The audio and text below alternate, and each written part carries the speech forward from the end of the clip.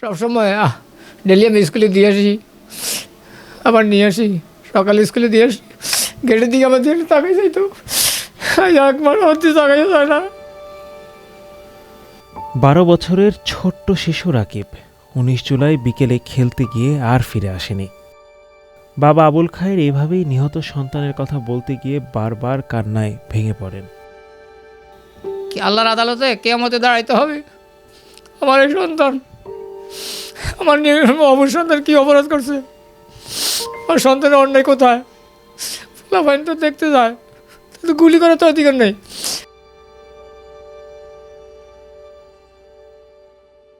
19 জুলাই বিকেলে মাথায় আঘাত পাওয়া রক্তাক্ত রাকিব এভাবেই রাস্তায় পড়েছিল। পরবর্তীতে পথচারীদের সহায়তায় তাকে ন্যাশনাল ইনস্টিটিউট অফ নিউরোসায়েন্স হাসপাতালে নেওয়া হয়।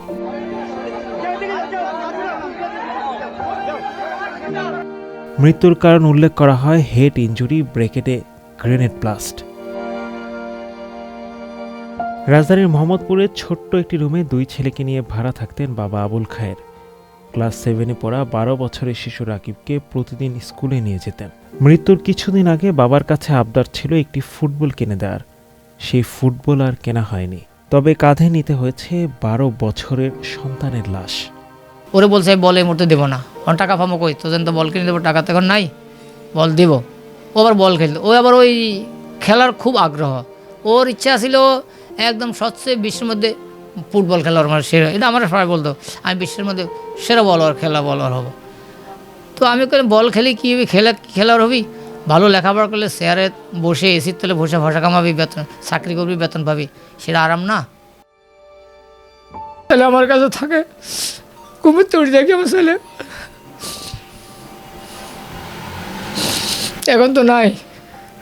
মানে দুঃখ কারো বুঝতে পারি না, আমার অন্তর ভিতরে সবসময় চলে যায়।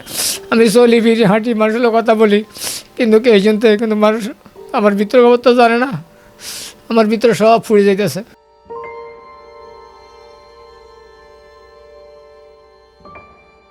রাকিবের বই খাতা, স্কুল ড্রেস এখন তোষক চাপা দিয়ে রাখেন বাবা আবুল খায়ের। সন্তানের শেষ স্মৃতি চোখের আড়ালে থাকলে হয়তো কষ্ট কম হবে সেই আশায়, তবে তার হয়ে ওঠে না। বাবার চোখের পানি আর চাপা কষ্ট যেন কোনোভাবেই বাদ মানে না। আমার এই সন্তান, আমার অবুর সন্তান কী অপরাধ করছে, আমার সন্তানের অন্যায় কোথায়? ফলাফাইন তো দেখতে যায়, কিন্তু গুলি করার তো অধিকার নেই।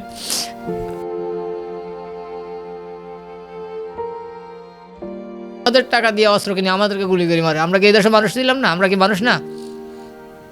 আমরা তো এই দেশের মানুষ, কারণ কি আমাকে অপরাধ কোথায়? আমাদের সন্তানের অপরাধ কোথায়? তারা লেখাপড়া করে খাওয়া দাওয়া খায়, কারণ তো জুলুম করে 10 পয়সা কামানো না, আমরা তো নিজে পরিশ্রম করি না, আইলে ছেলে ঘরে উপোস থাকে, কিছু ছেলে না দিতে বলে আব্বু নাই থাক, চুপ করে থাক, তাও তো কারো কাছে কারো মাথা বাড়ি দিতে আমরা যাই না।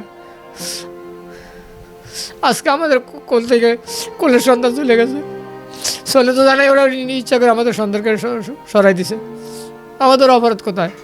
আমরা কি এই দেশের মানুষ না?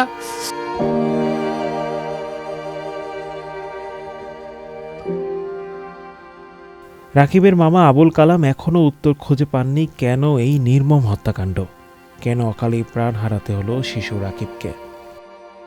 কত কষ্ট করে মনে কর না, ছোটো থেকে মনে কর না বড় করছি আজ 12টা বছর।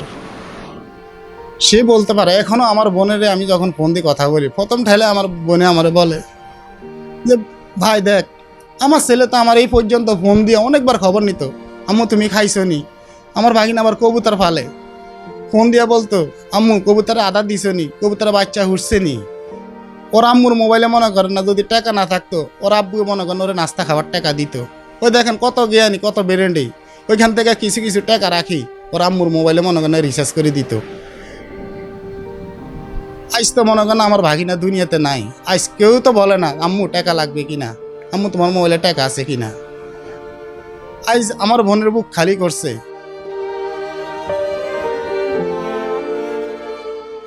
ছোট ভাগিনা নিরপরাধ, তার কোনো অপরাধ নাই, সে আন্দোলন কী জিনিস সে এটা বুঝো না, তাকে যেভাবে হত্যা করবে এটা আসলে কখনো কল্পনা করতে পারি নাই। এই দিনে এই সময়টাতে মনে কর না তার লাশ আমার ঘাড়ে নিয়ে আমি নিজ হাতে আমার ভাগিনাকে আমি দাফন করছি, এটা আসলে মানি নেওয়ার মতো না। যেখানে আমার ভাগিনা দেশের জন্য কিছু করতো, পড়ালেখা জ্ঞান ছিল ভালো, সে ভবিষ্যতে মনে করেন না ভালো একটা পর্যায়ে যেতে পারতো, কিন্তু তার ওই সুযোগ দেওয়া হলো না। কি কারণে? তার অপরাধটা কি? কেন তাকে হত্যা করা হলো? এই বিচার কে করবে? কার কাছে বিচার চাবো আমরা?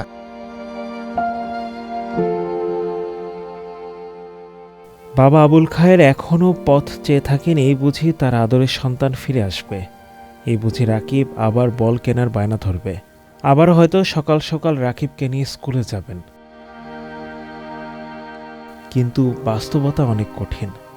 12 বছরের ছোট্ট শিশু রাকিবের আর কখনোই ঘরে ফেরা হবে না, বল কেনার বায়না হবে না, হবে না আর বাবার সাথে স্কুলে যাওয়া।